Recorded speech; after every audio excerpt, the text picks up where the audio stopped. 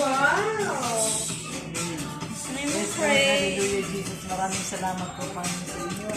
Dahil hindi man po namin, Panginoon, talagang sadya na magkaroon kami ngayon ng fellowship dahil sa kapaguran namin. Pero kasi itong araw na ito, Panginoon, ay pag-celebrate namin para sa inyo, Panginoon. Hindi para sa amin lang, hindi talaga ito, Panginoon, ay para sa inyo.